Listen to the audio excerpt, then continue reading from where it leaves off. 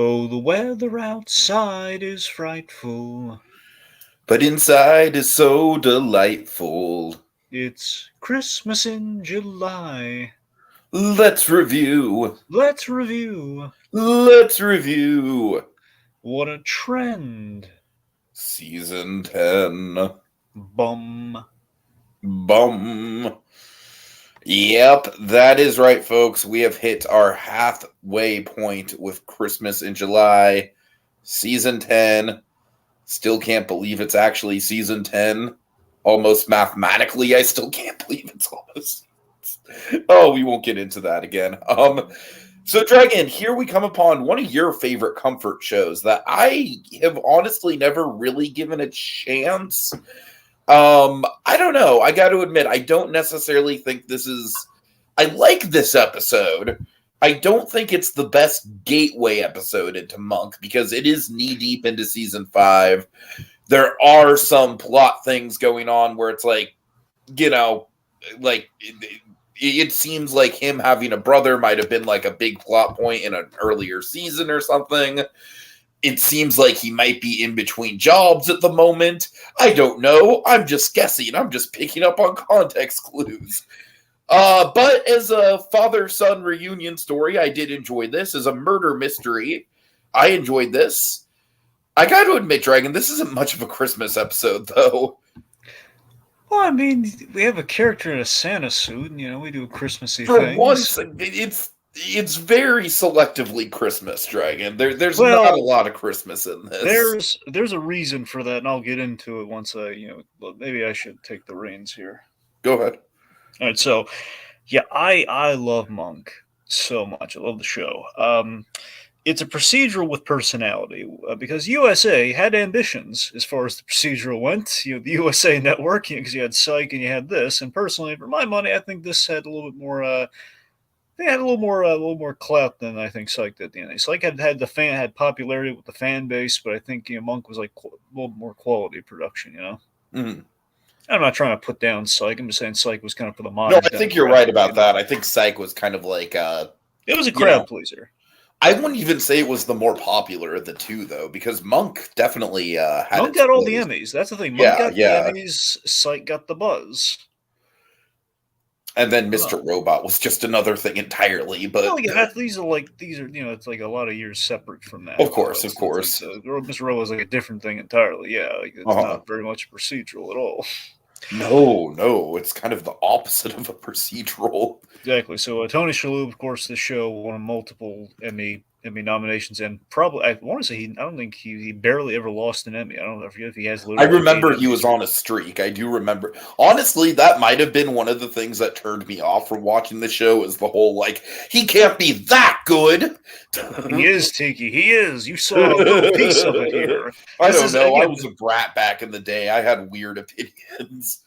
Yeah, we say Andy Breckman was the showrunner on this, and this guy, we got to give him more work. He had he had a very minor kind of resurgence with that Netflix show that I enjoyed. It was comfort TV for sure. It was only 10 episodes. I would have loved to watch more, frankly, but we haven't done. Andy Breckman hasn't been allowed to do enough. I feel. What Netflix show did he do?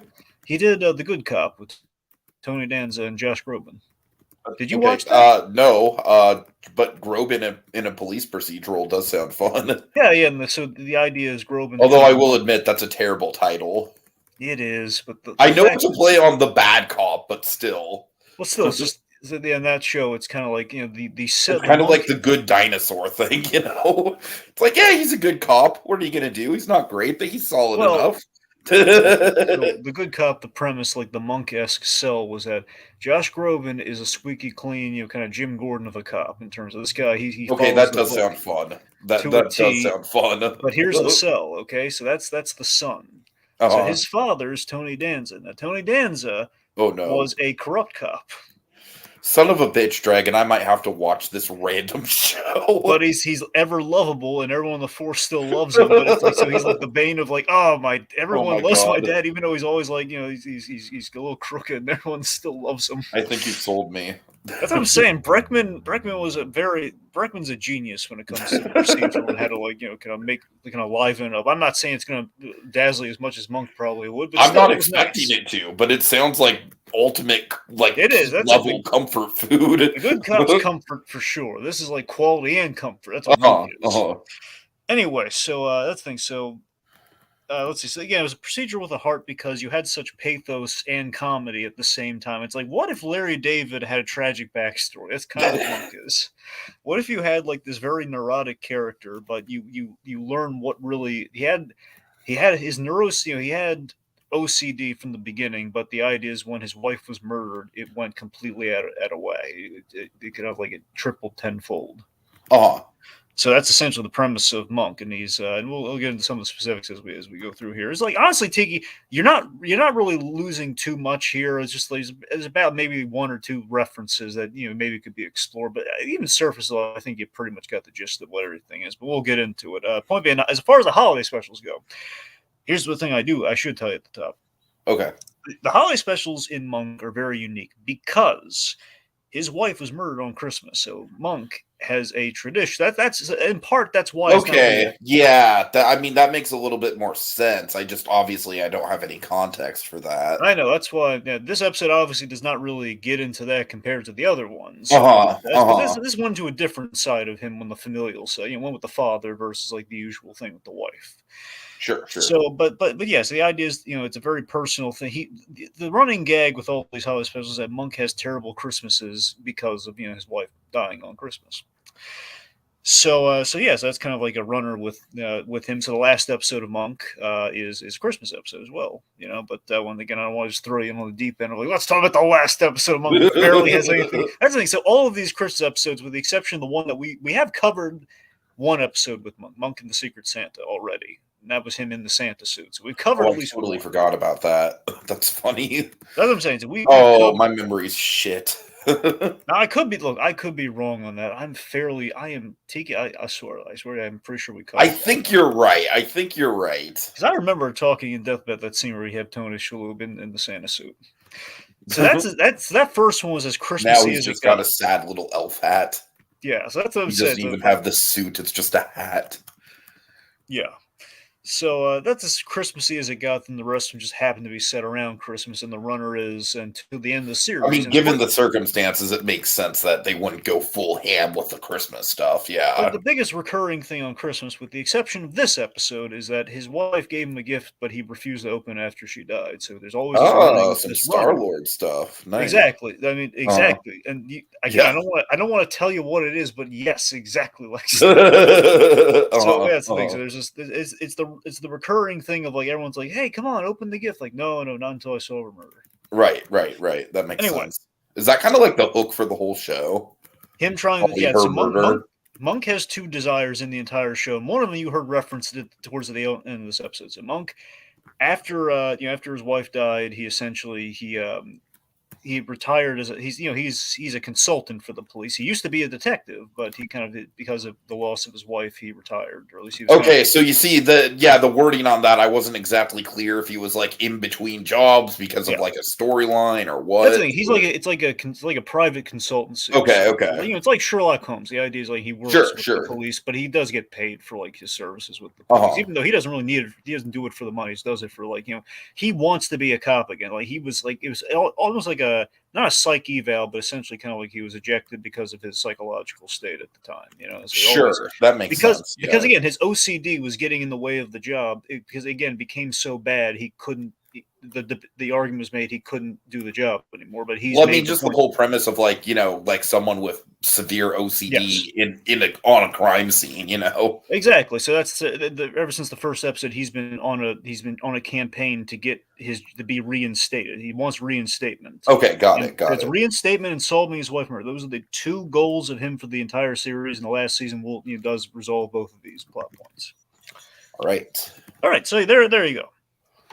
Okay, really quick, we got Kogias. He says, I have not seen Monk. I just know that it stars the guy that played Uncle Iroh in the last Airbender movie, the live action one. I think I don't think he has the right actor there. I don't think so either. I think he's thinking of Sean Toom, who played Yinsen in the Iron Man movie. He played okay.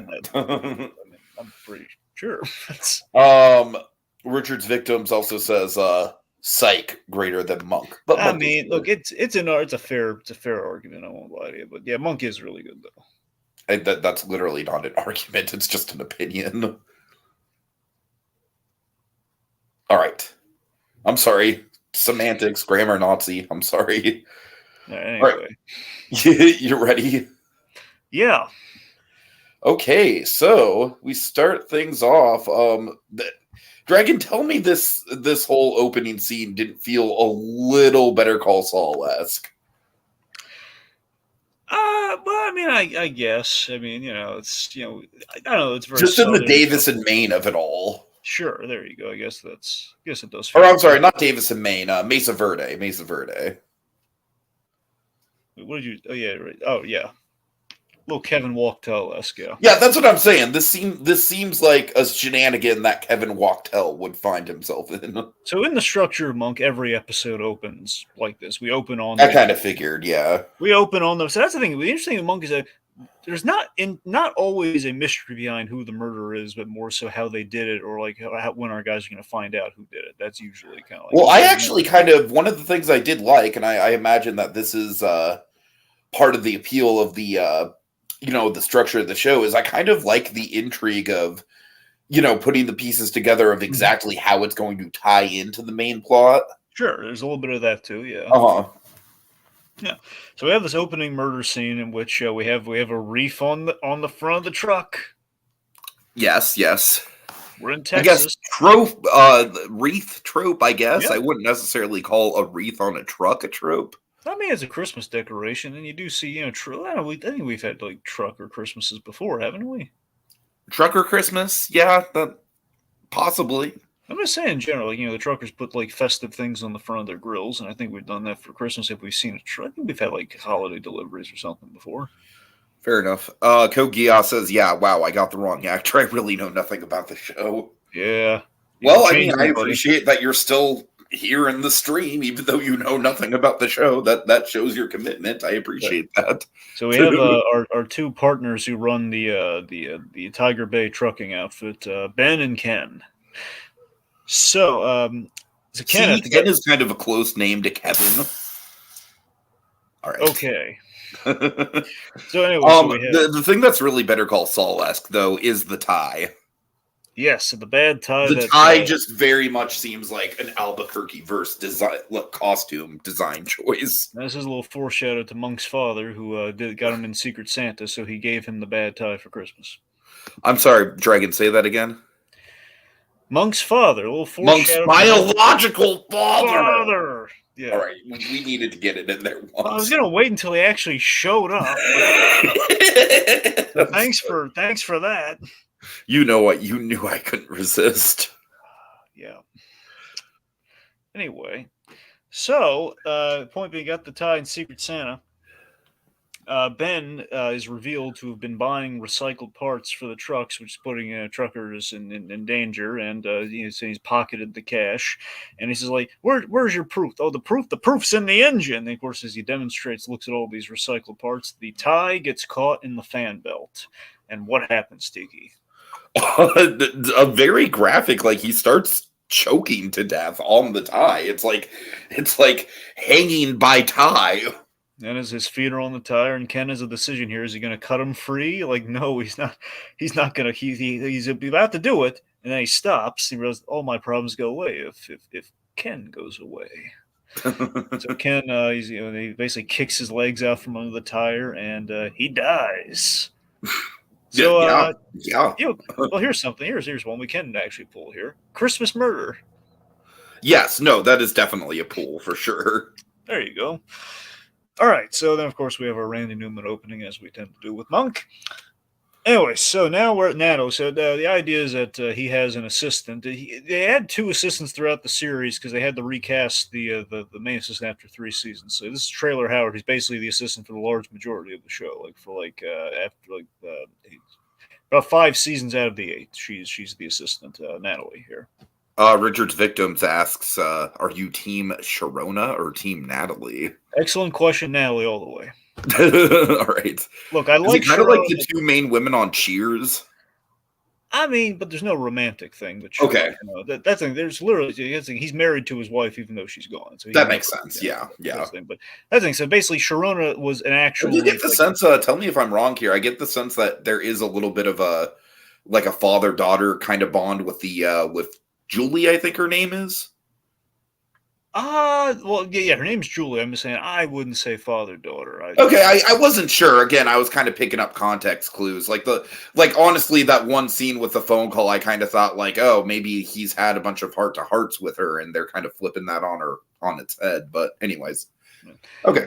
Anyways, but this thing. So the long and short of it is that when essentially when Monk's wife was murdered and he was in a tailspin and basically coming apart at the seams, his you see him in the episode, Captain Stoudemire, essentially the Leshraw, the Commissioner Gordon figure, like the Mhm. guy, he was his partner, like he was like when they were detectives, he was his partner before he became captain, and he basically set him up with this nurse, this home nurse, to take care of him and help him work through his issues, and that was Sharona. And basically, she had to leave after 3 seasons. I don't know if it was a money thing or what. I think it was a money thing. She, in real life, Uh-huh. she she had to leave the show, and then they're in this thing. Well, we need someone. We need like the female counterpart for Monk. We need someone to kind of like usher him through his neuroses. We need the other force to say, no, Monk, you got to do it anyway, despite your Essentially, the past. straight man. You need the straight man, and Yeah. then Trailer Howard, Natalie became that straight man. Okay. Okay, anyway, so Natalie here, so she's a lot nicer. And Sharon always she was like a tough New Jersey girl, practically. Where Natalie was very much like Natalie's all sweetness. She was delightful. Mm-hmm. Nothing against Sharon, just Natalie was nicer. So Natalie is holding a little Christmas party at her place, and she's making cookies. So again, we have Christmas party, we got Christmas party, cookies. Christmas cookies, definite tropes there. Yeah. It's a Christmas fashion choice. She's dressed festively. And the lights on the doorways. Mm-hmm. All right, let's see. So we got lights, we got trees, we got cookies, and we have this gag here where Monk he begs her for a cookie. Oh, I know if you have one. I really like the payoff to this, and I was kind of like I kind of saw it coming, but I still really liked it. This is a classic Monk joke, by the way. Yeah, so there's all sorts of these throughout the series. Actually the punchline I thought it was going to be was I thought there was going to be like either an odd or even number of cookies, and him taking the one cookie away was going to, but actually I thought the actual punchline was even funnier. So Monk's begging for a cookie, and then he grabs like a Christmas tree one, and he throws it away. Like just instantly goes right, like turns her back right from her to the garbage can that's conveniently in the frame. Yep, the star was crooked. Then wants to have a look at the other cookies, and so's that elf. It's like, no, the elf is fine. And then the phone rings while he's chasing Julie for the cookies. Like, no, come on, let me see the cookie. Anyway, it's a call, and then it says, Mr. Monk can have all the cookies he wants because he got bad news on the phone around Christmas, no less. It's his father. So. And again, they recap it enough. But honestly, they recap all the beats with the father in the episode. Just the brother would be. I think all the beats with the father, yes. It's more so the brother I was kind of having a hard time following along with. All you need to know is that the father is like the big issue with the brother deep down is that the father left. The brother was hopeful the father would return, or Monk knew better. He would never come back. Like, there's only 2 episodes with his brother, and they're really good. You'd love them because this brother is played by John Turturro. Oh, yeah. And here's the best part. Okay, John Turturro is agoraphobic in the show. Oh, interesting. So the idea is like he since the father left, the assumption is that with his neuroses, when the trauma that he suffers when the father left and everything, he never left the house again because out of fear that he would miss the father returning home. So Ambrose is it's the idea of the Sherlock Holmes. There's a lot of Sherlock Holmes parallels to Monk, as you can probably guess. So the idea is like Sherlock Holmes has Mycroft and Monk has Ambrose.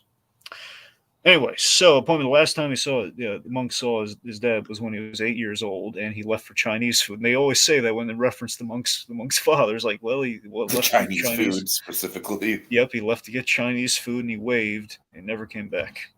I do like the wave as like a a dramatic thing that he remembers and how it gets called back.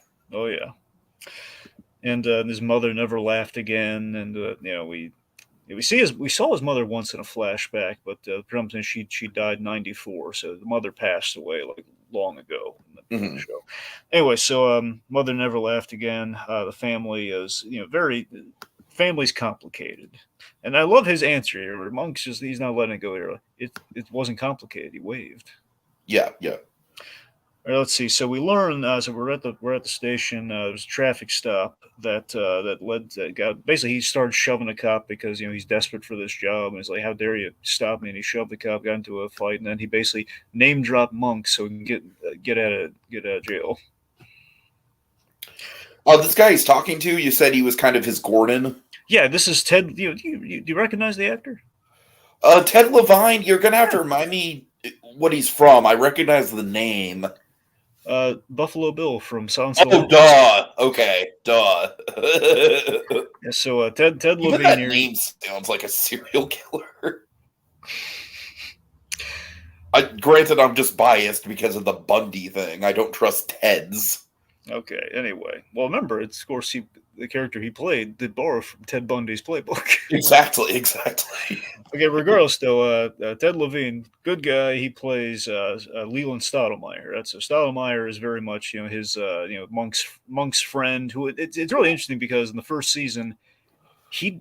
The way he played the characters that he wasn't crazy about Monk at all, and then season 2 on where they realized no, we got to make him nicer to Monk. So season 2 on where they became besties.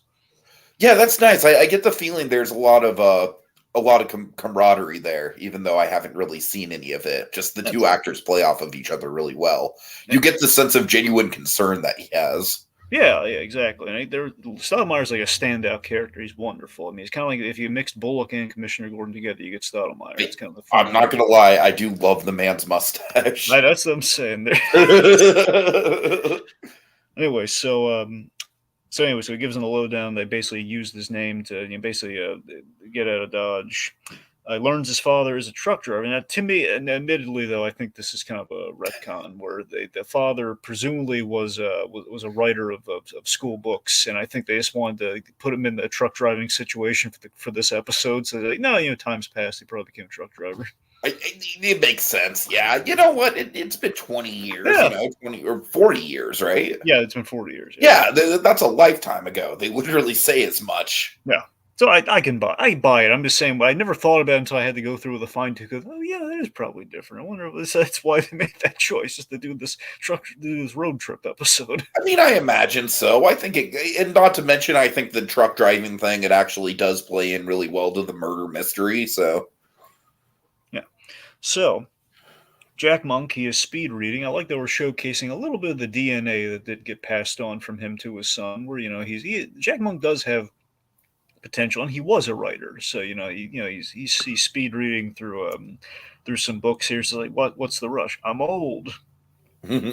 Fun fact: it's like they did like a Last Crusade thing where Harrison Ford and Sean Connery were only maybe 11 to 12 years apart in age. And it's the same. I remember that. Yeah, yeah. Same thing with Tony Shalhoub here and Dan Hedaya. So Dan Hedaya plays Jack Monk. You recognize Dan Hedaya? I can't say I do. I will say he gives me a lot of Henry Winkler energy, though. Oh, that's good. Carla's husband from Cheers. Well, the original, the first, her ex-husband.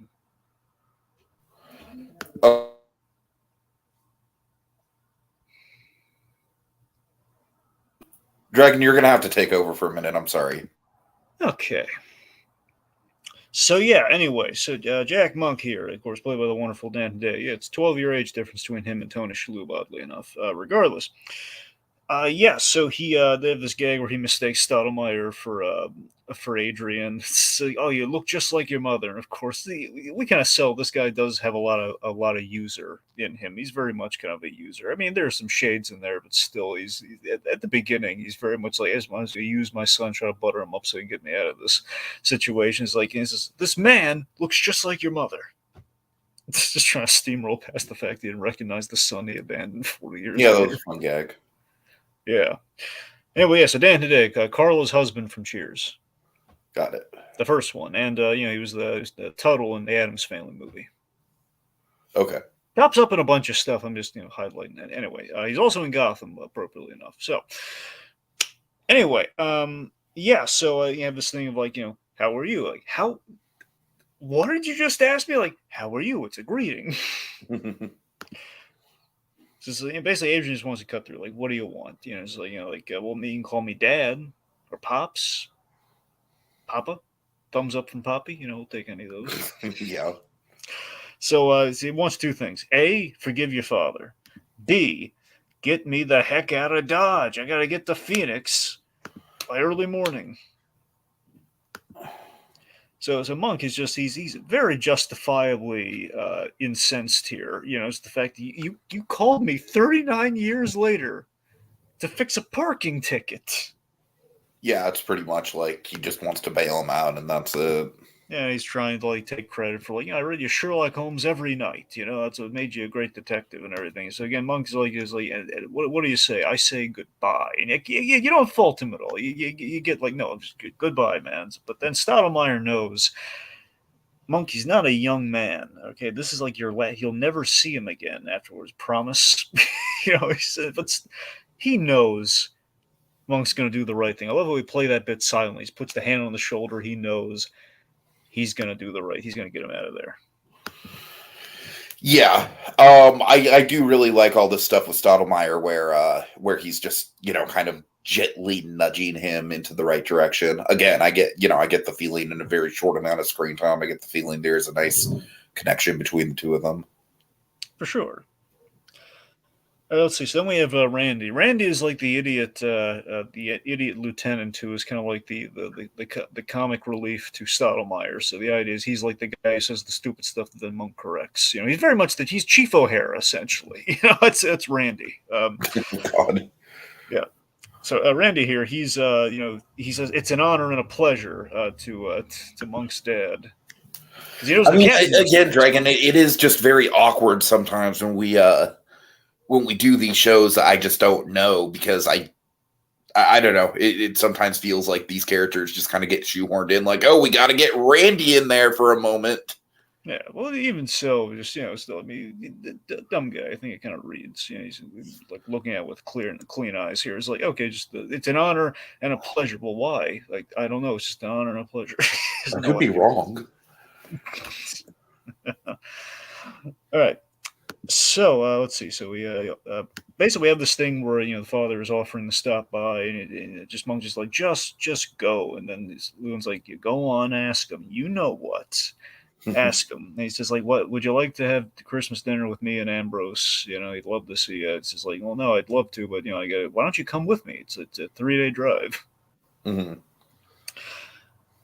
And yes, I can't go anywhere without my house. Just I need all my things. I can't go without my house. And then it's like, look, you can buy those things, Monk. You can't buy a second chance. You can't buy another shot.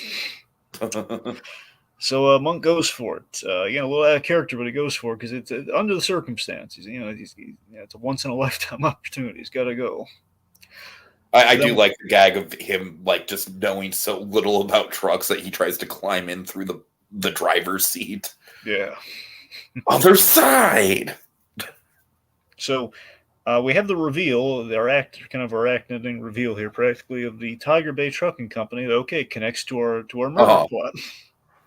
Well, to be fair, I already kind of put the pieces together on that just based on the whole Monk name drop. Well, no, you're right. I'm just saying it's like a visual little. But yeah. It's like, ooh. It's like forebodingness. All right, Little Blue. I'm not sure if you're aware of this, Dragon. I certainly wasn't. He says, any thoughts on the upcoming Monk movie? Is that confirmed? Because I know that Sykes in a bunch of movies between USA and Peacock, and Monk is now on Peacock. So it is. It stands to reason that is possible. I don't know. They've always talked about doing a reunion or something. And when the pandemic hit, they did a little short. So I don't know if they're going to do that or not. Well, now I do know Little Blue, but no, it's. Yeah, it's apparently it's called Mr. Monk's Last Movie or Last Case. Yeah, all right. I'm sorry, it's called Monk's Last Case, a Monk movie. Are you sure? I'm sorry, Dragon. One last time. It's called Mr. Monk's Last Case, a Monk movie. I'm sorry. I can't trust you anymore. I just don't know. I don't know. All right. Go Chaos. Thanks for stopping in, man. I appreciate it. Have a good night. Okay, regardless, that is exciting news. I'm looking forward to that movie. Then that's great. All right. So let's see. Circling back there. Okay, so the road trip between father and son has begun, and they're on the road, and we address like the fact that he's been out of the loop a lot with his son, so he's kind of picking up on like, oh, you're still a germaphobe, as he offers him like a sip of his drink after he's taken some of it. Mhm. Your mother said you'd outgrow it, but you didn't, and I'm not surprised because people never change. They swear to God they're going to change, but at the end of the day, you are who you are. Yeah. So, how was your childhood? So how was your That is childhood? like punctuation to that whole like thought felt like almost low key tearing him down speech. So, how was your childhood? I love just this the sardonic just kind of response from Monk. You're like, oh, it was great, real laugh right. You should A have good been there. dragon. I very much get like a Barry era Henry Winkler vibe from this guy, just in kind of like the dry sort of sarcasm and delivery. Yeah, of course. The thing to probably mention too, I probably should have mentioned at the top. But sadly, with Dan today, he's now passed. But yeah, looking back on him, the man had great timing. Oh, Richard's victim read is funny. Okay, what is your funny scene, Richard's victims? Oh, okay. Hold on. He says there's a scene where Stottlemyre thinks Monk died and starts tearing up and gives the speech on how Monk was braver than them. And he figured out Monk isn't dead and goes, I'm going to kill him. I remember that scene. I was struggling to remember what the case was that ended up with him like seemingly have died for a moment. God. But, yeah, I remember that scene. It was great. It's like a Ted Lasso situation where there's just 2 seasons of Monk without Monk. You heard that, right? That they're apparently probably going to do a Ted Lasso season 3 without Sudeikis. Well, it's 4, Tiki. Oh, 4, right. My bad. Huh. That's crazy. Apparently. I mean, he's got a great cast. It's just gonna be really weird. He's literally the heart. It's literally like the title character. Yeah, so we gotta call it something else. What if they just called it Lasso? Oh no, they'd have to call it let's see, Richmond. They have to call it Richmond. All right. Anyway, not quite as catchy. No mustache in that. No. Or they call the it mustache is what ties everything together. They could just call it Believe. Oh God. Well, it's the credo of the show. Is the show basically just the equivalent of those motivational posters?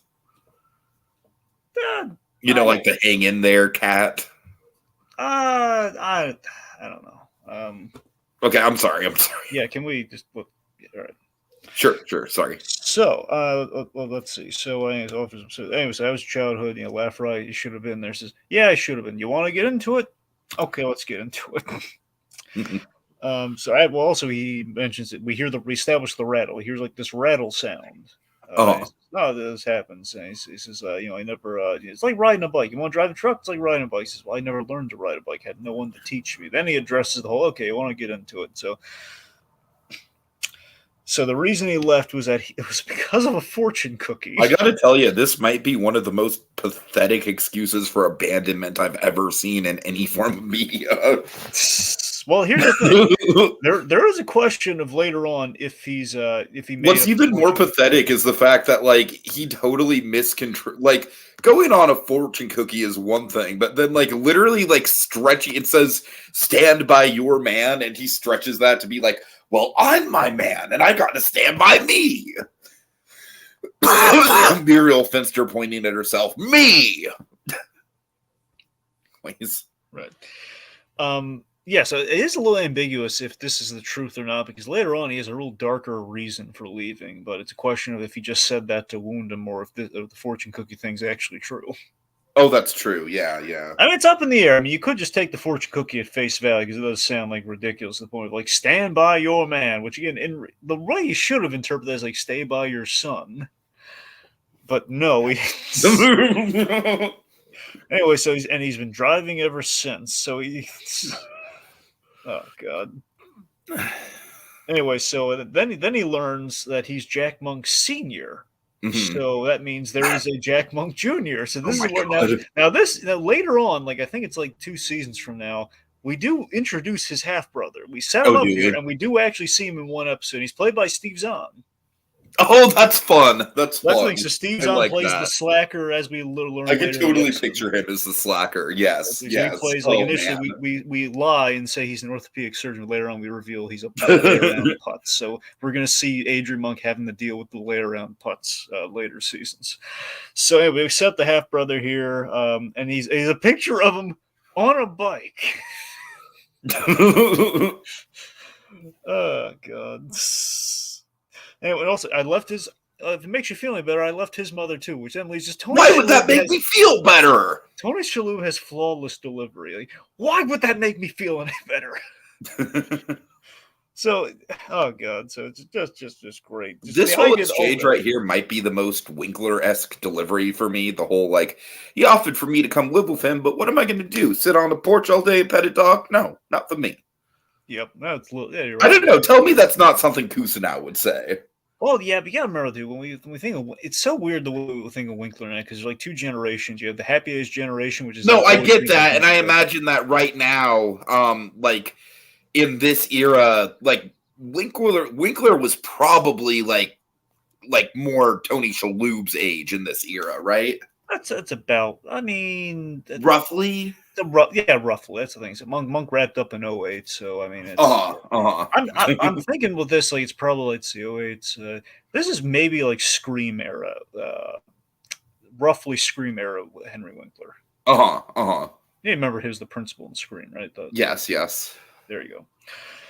Anyway, so we have the point being, we've already. It'd be really funny if he was like trying to act as one of the teenagers in Scream.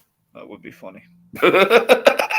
Well, if we saw Gene He's Kusanov, literally just played the Fonz. Oh, what if we just like I forget if Henry Winkler was credited or not in that movie, but assuming he wasn't, it'd be really funny if like Gene Kusanov like auditioned, he ended up being the principal, but under protest.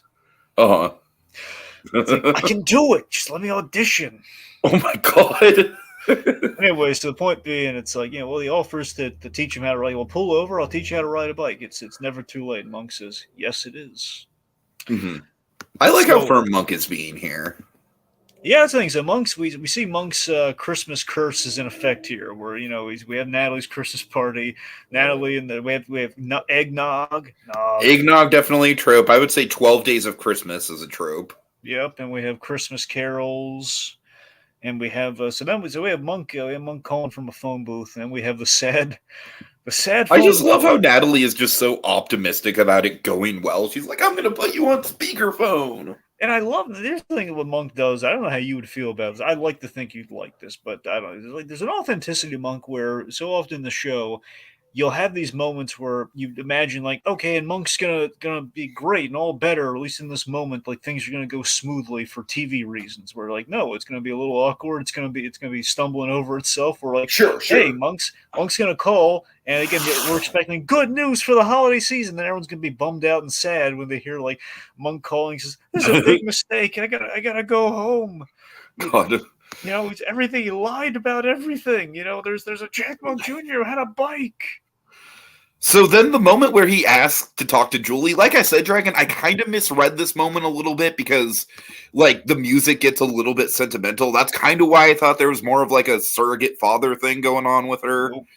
Nope. Or at least a closer relationship. I don't know. Am I crazy that they're trying to build up like, oh, here we go. Julie's going to be the one to get through to him.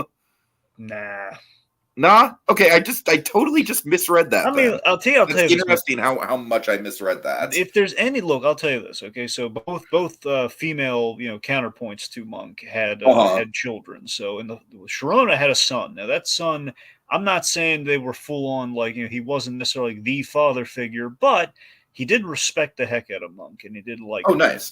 There was it's kind of in the ballpark of non-biological father. It's in the ballpark, it's not there, but Am I crazy that it kind of like sets up the whole like, oh, here we go, Julie's gonna be the one? I don't know. I think you're a little crazy. I don't know. Okay, I guess I am. You might be. I was just totally like reading a punchline that literally wasn't there. That's what I'm saying. It's just like it's the idea that remember, like the phone gets handed to Salo's about to pick it up, thinking he's gonna have to talk him down, or like Monk wants to talk to him or beg him to pick him up, or like nope, hands it to Julie. The reason being everyone's schlockered from the eggnog at the party, so no one can pick them up. Right. Except Julie, and this is like handed to Julie. No, Mr. I don't Monk, even know where Arizona is. I have my license. I don't know where Arizona is. It says, please, Mr. GPS hasn't been modernized, and it won't be for another 10 years, Mr. Monk. It's like, Mr. Monk, don't cry. Oh god. So okay, so we. So that's By the way, I don't think we've addressed this yet, but I do really like the runner that everyone calls him Mr. Monk. That's very nice. Yeah, well, professionally everyone calls him Mr. Monk, but Stoudemire's just calling him Monk. But yeah. Okay, I'm just saying, it's nice that multiple characters call him Mr. Monk. I don't know. For me, it kind of leads almost like a Mr. Rogers character. Fun fact, though, I'm going to tell you this. So Sharona called him Adrian, always called him by his first name. But Natalie, though, Natalie's always calling him Mr. Monk, like ridiculous. Like right, yeah. Like she tried there's this gag where Sharona and Natalie, they brought Sharona back for one episode, just one. And they crossed over the two blonde helpers. Oh my god. And it was a whole thing. They had very different approaches for dealing with this man. And they'll think, maybe I should call you Adrian. He tries it and it's just, I don't like it. I'm sticking Mr. Monk. It's like this. So, but yeah, that's the thing. So it's really delightful. Everyone in her circle calls him Mr. Monk. So, Okay, Richard's victim says, Tiki, you were way off. Monk and Julie hated each other the entire show. They were trying to attack each other, and they were mortal enemies. And it's actually revealed that Julie is the one that murdered Monk's wife. Come on. It's like a Maggie Simpson Who Shot Mr. Burns situation. All right. Anyway. So we have our father-son road trip continuing here, and they're driving past happy fathers and sons with Christmas trees. They're not as happy as they look. It's a little dour kind of thing in there. Let's see. I do like the touch of the horse just to drive home the fact that we are in Montana. Oh yeah. So let's see.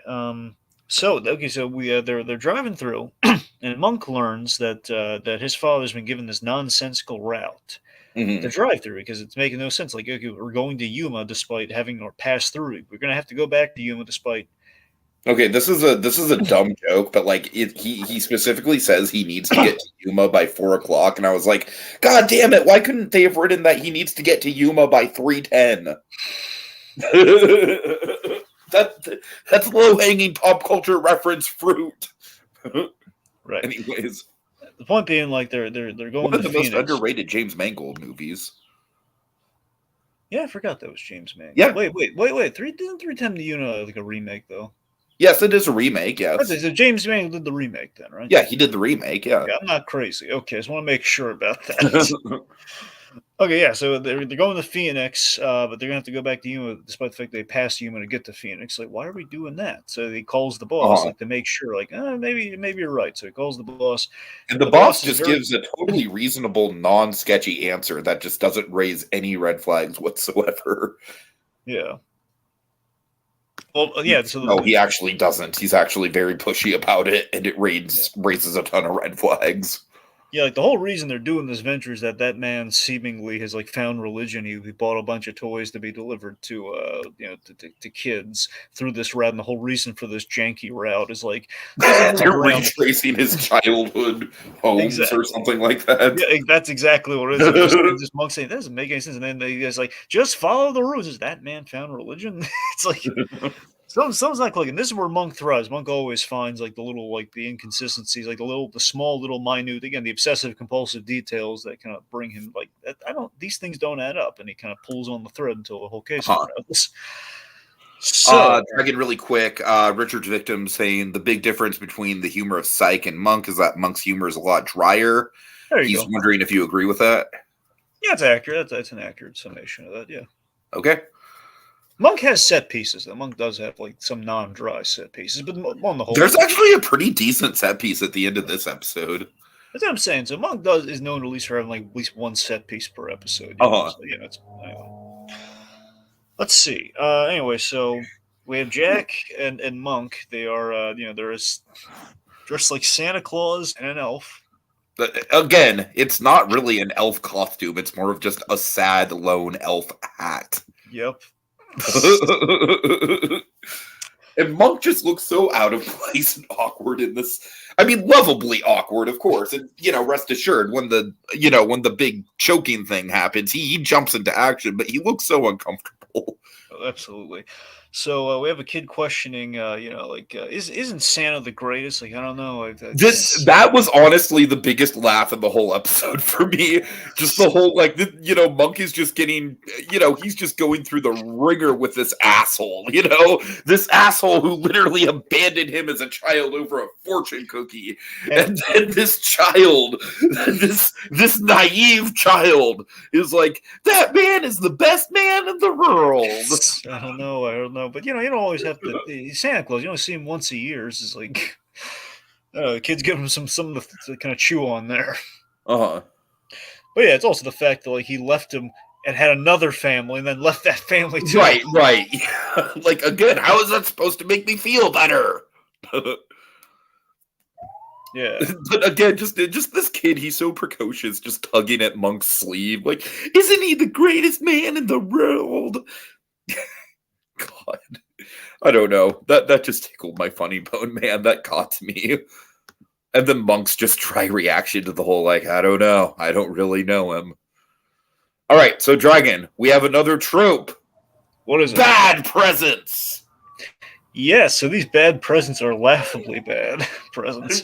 And they're like, the kids are asking Santa what gives. Like, what's funny is that I feel like the presents that we see later in the truck are even a downgrade from these presents. They are, no, absolutely. Because these presents are at the very least, like, one could construe them as presents. It's just kind of the wrong holiday or, like mislabeled or whatnot. But then the other ones in the truck are like, okay, we're not trying at this point. So let's see. Right. We get an Easter Bunny. We have, I think it's like a Ronnie Millsap cassette. And we have a dreidel. Yes. I also love his just very, very dry delivery of just like, what's it do? I don't know. So okay, then we have this thing where this little girl I think is like choking on candy or something that she got as a gift, and then the Monk, of course, he'll spring into action. Of course, being the germaphobe and the obsessive compulsive that he's, like, he can't stick his hand in the mouth to help her out there, so he uses like another little girl's hand to do it, which is priceless. And then this little girl, man, she again has a fucking awesome delivery. Like, again, Dragon, the two small children are the biggest laughs in the episode for me somehow. Yeah. So she's like, where do you get all these presents? At the dollar store? I hate you. Don't say that. It's like, no, I hate no, you. I hate you. I hate you to death. Go back to the North Pole and die. Again, that and the whole, like, isn't he the greatest man in the world are probably the two biggest laughs in the episode for me. For sure. And two different opposite sides of the coin, too. Exactly. So they call out this dollar store curses, which it really goes to show our bad guy so ridiculously cheap in his attempts to cover everything up when you think about it. It's like, I'm just going to spend $1 on my cover-up campaign here. But it's also like last-minute Christmas shopping, too. Like, man, I guess everything was really out. Plus, he's just probably really cheap. At least go to a thrift store or something, dude. Yeah. Anyway, so Monk calls out. He goes into the back of the trailer and he's opening through the boxes and the gifts and everything. He's calling out all these. And this is where the gifts just go from, like, it's, you're not even trying at this point. These are literally not gifts. Dog food, Q-tips, stuff like that. Are there any others you can recall? Because those are the main two that jumped out to me. Let me see. Sorry, hold on. There's a book, Das Kapital. Just a random, very dry sounding book. Yeah. I think that's about it. Yeah. Oh, we have Malibu John Gelling in the comments. Oh, hey. he's getting ready for the Barbie movie. That's why. Oh, John, I'm so excited. Are you seeing Oppenheimer as well tomorrow? Anyways. Yeah. He's just said, I just want to say Jack is a terrible man for what he did to his family, both families. All my homies hate on Jack As they should. As they should. No, he's not seeing Oppenheimer, only Barbie. 340 Barbie, 605 Oppenheimer. I'm so excited. Anyways. Wait, so you're doing the Barbenheimer thing then? I am doing Barbenheimer. Yes, Dragon, I am. There's going to be maybe a 15-minute break in between the two. John Jacob Barbenheimer Smith. Okay. So, let's see. Anyway, so Monk, he's searching the boxes trying to find guns, drugs, or weapons. Or there's something up with this, and he knows there's something up with it. Plus, it's 6 boxes for a whole trailer. It's very suspicious. I like that joke almost kind of starts out as just Monk being neurotic. Yeah, a little bit, yeah. I'll tell you what the real crime is. There's way too much real estate space for this. He's wasting a ton of money. You could have downsized. Yeah. So he thinks, the father thinks that Monk's sabotaging him. Here's where he says something really mean. He's basically, out of desperation, he says, I'm 68, which in real life, not 68, they aged him up for the for the role, but again, I'm 68. No one will hire me if I lose this job. It's just you're looking into my boss. What are you? It's just you're impossible. I'm sure. I wonder if did this scene cut you to the core at all? A little bit, yeah, a little bit.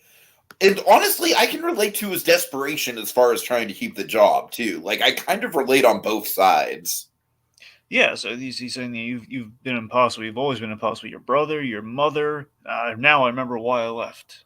Which, honestly, putting the pieces together, I'm guessing that the reality of the situation is probably he was ready to leave anyways, but the fortune cookie was just kind of his stupid well, now the universe is literally telling me to, and I'm gonna twist the fortune cookie's words to my benefit.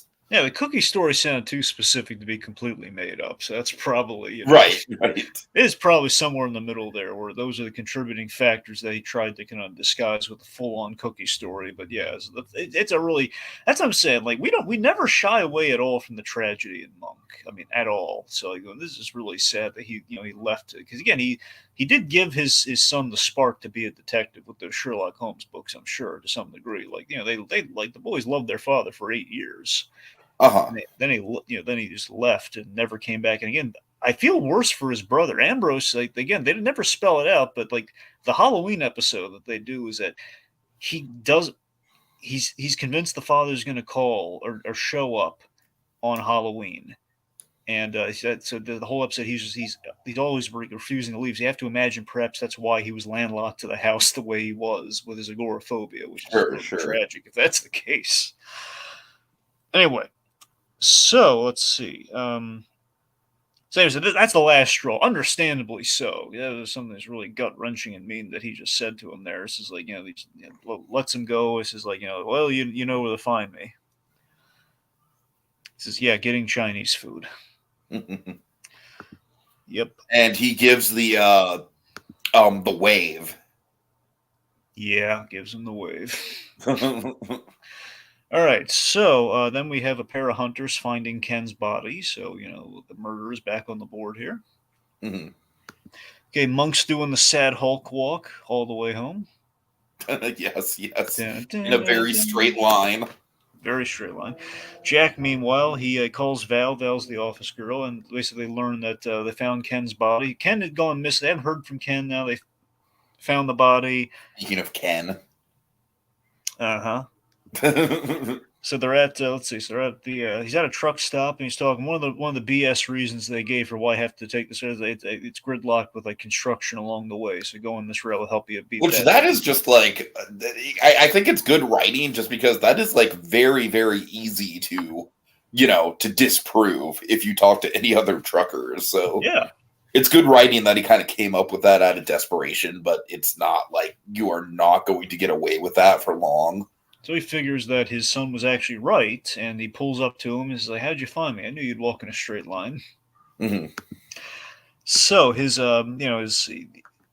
he's putting together that Monk's putting together his boss wanted him out of the way for something. It's just what do you my boss, everyone loves me. He says, well, and everyone but my immediate family members love me. All right, so then we have the diner scene. Let's talk about the diner scene. Yeah. So, a little Christmas. They have like the Christmas special, Tiki. Yeah, I would say the Christmas special, Christmas diner conversation. That's definitely like, oh my god, Dragon, the Santa Claus and that fucking Denny's. I know, right? That super comfortable Denny's. Yeah, I gotta be honest, man. That Denny's looked really good compared to what It did. It did. I think we've already had this conversation Let me ask you probably a this, couple times. Tiki. Have you had real life Denny's experience? It's not great. Right? And yet, in that movie, it looks very nice. So I went to Denny's purely once, count them once, because of that movie. It was terrible. Well, you see, for me, Denny's is kind of like one of the go-to like road trip stops, just because it's reliably like, okay, you're gonna get like 6 out of 10 diner food, which isn't terrible. Anyways, Yeah.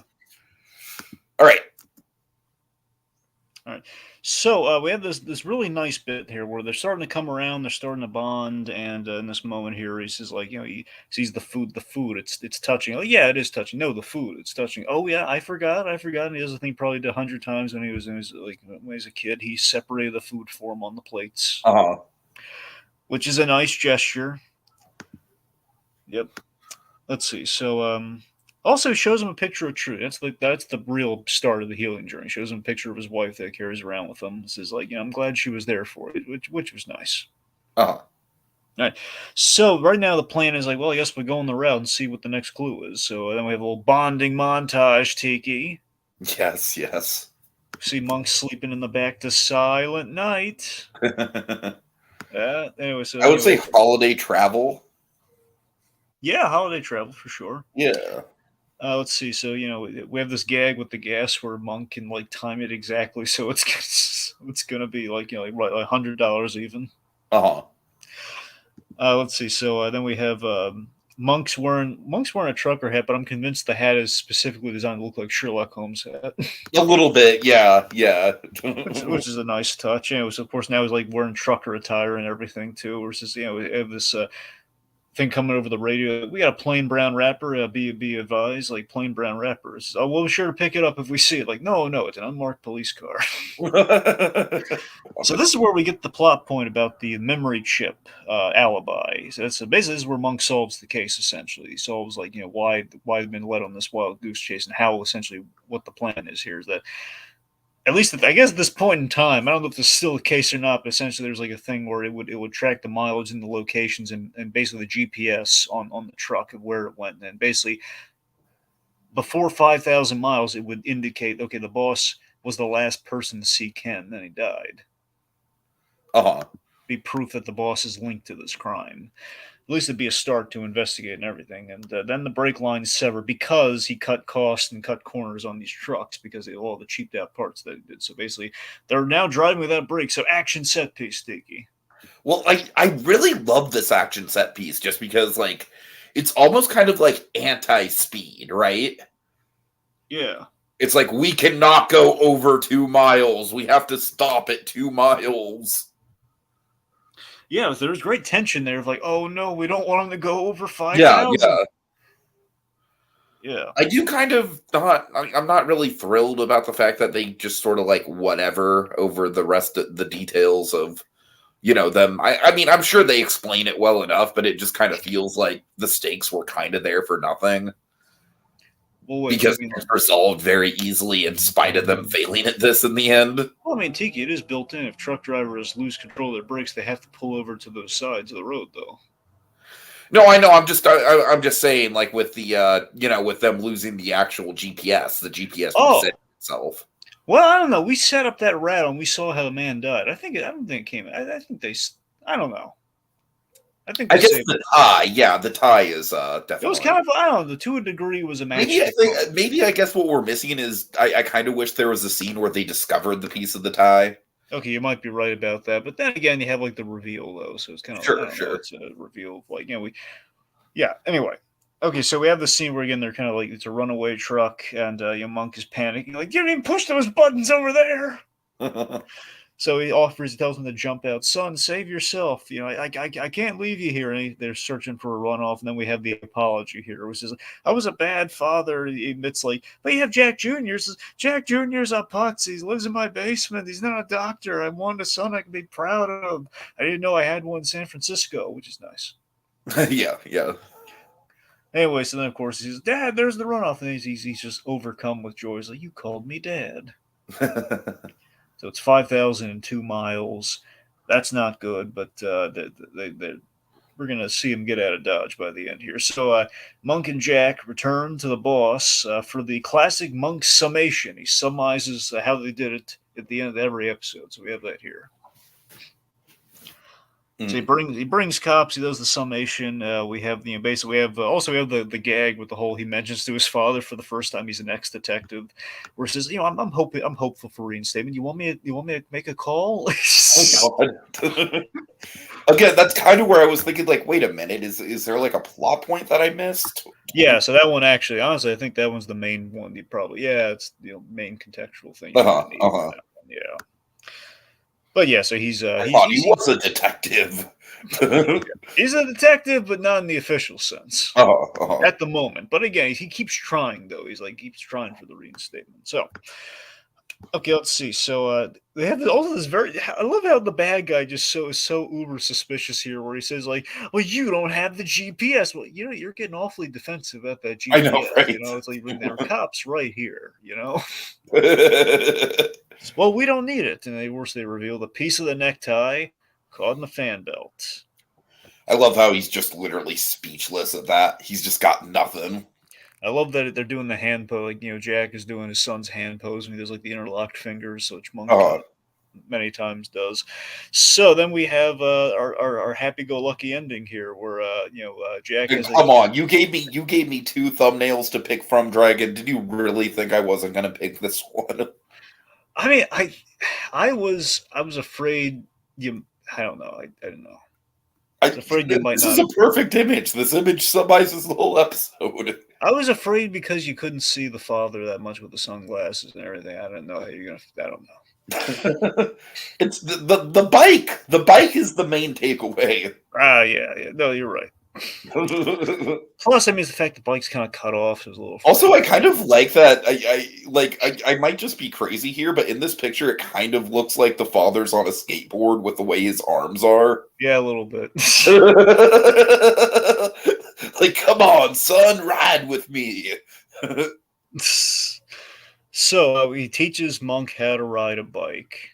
Can I get some mud flaps? And he's ringing the bell. Ring that bell, son. So it's this delightful, father and son having this genuine moment of bonding. And again, he missed out on so much, but he's never going to fill the hole. But you know what? He's making an effort, and it's Christmas, and it's a nice feel-good ending. Yeah. Monk got a bike. Let me hear that bell, son. He got a bike for Christmas. All right. Final thoughts, Dragon. I'm not going to lie. This is definitely, for me, a downgrade from the first two that we covered. Full House was just like a delightful slice of 90s cheese, Christmas cheese. And Love, Death, and Robots was just something else. I mean, that shit was crazy. So this, I feel like this fits very comfortably into, it's a good episode. Again, I think it is a little light on the actual Christmas stuff. There's a few scenes of Christmas, but there's also large spots in the episode where the Christmas stuff just doesn't matter. So, overall, it's fine. I mean, obviously, the chemistry between the father and the son is, and that whole storyline's well handled and everything. Good murder mystery. I don't know. I think it'll probably end up being my least favorite of the season, but, it's still pretty decent. Yeah, I mean, look, at the end of the day, I still like the first one that we covered just a little bit more, because, again, I had that, honestly, because it felt more Christmassy. I had, the great setup with Monk in the Santa suit, seeing the kids, which is, a lot of great comedy came from that. This episode, though, I do like it for the pathos, and I do like it. I don't know, it does make me reflect on Monk in terms of, how we did build up, the issues with his biological father. So I mean, we do pay off a lot of stuff that we set up with his brother here, and which is nice. And we have like some, we get into monks. We're usually always talking about Trudy with monks. We kind of found episode top of the other traumas that he's endured in life, and still saying it around Christmas. So it's just the idea Monk can never have a good Christmas. It's just kind of this really funny running gag. But honestly, out of all of them, this is probably the happiest of the run. This is probably the happiest of the endings of any of those episodes. Not counting the finale doesn't count because that's like the end of the whole show. It doesn't really, Sure. Not counting that. So yeah, it was. I think it's a solid episode. I mean, honestly, I love Dan Hedaya, and I thought he did an excellent job as playing Monk's father. There's a question of like, what would Monk's father be like, and we kind of made him like, he's not does not have OCD like Monk, and he's very much a much more salt of the earth guy, but also a man without honor. It would seem. But yeah, so I mean, I don't know, I liked it. Okay, big thanks to Richard's Victims, Little Blue, John Killing, and Co Gios for joining us in the comments. Really quick, Richard's Victims says, do you guys think the Monk episode will have a scene where Monk finally calls out Julie, or the Monk movie will have a scene where Monk finally calls out Julie for murdering his wife? Probably not. Again, like 14-year-old girl. I mean, I don't think the years are still. It's like would have been embryo by the time his wife died. Oh God. Well, like I said, it'd be like the Maggie Simpson thing. The baby accidentally gets a hold of a gun. Sure. All right. Richard's Victims also says, did you guys ever do the Christmas episode of Taxi? I don't think so. I don't believe we did. There's a very slim chance we did, but I don't think so. I don't think so. I think with Taxi, the closest we've come to talking about that show is just Man on the Moon. Yep. All right. Well, yeah, big thanks to y'all for joining us. Dragon, let's list out the tropes. Well, let's see. So, of course, we have Reef. Yes. We have Christmas cookies. Eggnog, 12 Days of Christmas. Just, Christmas caroling. party, office Christmas party, I'm assuming. Yeah, no, that too. Yeah, we had Secret Santa mentioned. Man in a Santa suit and an elf hat. Family drama around the holidays. Bad last minute Christmas gifts. Christmas travel. A merry holiday murder. Yes. Specifically a merry one. Yep. Diner Christmas. Yep. Let's see. We had getting a bike for Christmas. Sure. Father-son issues around the holidays. Well, that's pretty much family drama. Oh, sorry, you're right. Get father in there, I guess. But yeah. Let's see. Okay, so we mentioned the decorations of Natalie's place, right? I think so, yeah. We saw the usual trimmings. Oh, and we mentioned cookies, obviously. And I guess Christmas trucking. Sometimes like they look at the Giant Bravo Christmas episode. We have sure trucking there. So All right, Tiki, it just perplexes me so how we just dedicated a whole hour plus to talking about Monk and listing out all these wonderful tropes. Admittedly, not as many as usual, but still, we listed out a fair number of tropes about this beloved crime procedural series, and it just flummoxes me that we can't get to the bottom of this case of what the heck do we call this process. We need something with kind of a procedural flair to it. We need some kind of jazzy. We need something Andy Breckman would give the thumbs up to. We need something that's like, what? It's not The Good Cop. It's not Monk. It's not kind of single syllable like that. It's not, we need something. We need, it's something kind of catchy. We need something kind of like forensic in nature, something kind of festive but forensic in nature. We need like a little, we need to incorporate the color red somehow. We need to. It's almost as if like if we could. Because we couldn't resist the compulsion, if we could just pluck a little berry from like some dangling Christmas garnishment, and we could put it under a slide, and we could zoom in, and we could look at the chemical compositions and the molecular structure of merriment and holiday joy in the sweltering summer holiday season. If only we had a term Oh my, Tiki, it just racks my brain. Do you have any idea? This is something that's going to keep me up for. I mean, Tiki, we've been at this for longer than the years Monk has been on. Okay, that was 8 years. We're at 10 years. We got to come up with something, man. Right here, right now. Tiki, I'm going to toss it to you. We're going to sink or swim. I don't want to put any undue pressure on you, but if you don't come up with this, I'm going to call it quits and we're going to end the season at the halfway point. I'm not joking. Tiki, what do we call this process? What about putting the mistletoe underneath the microscope? You know what? I think we can workshop, but let's go with that. Yeah. On the next Christmas in July. Fa la la la La la la la la la la la la la la. la. Isn't he the greatest man in the world?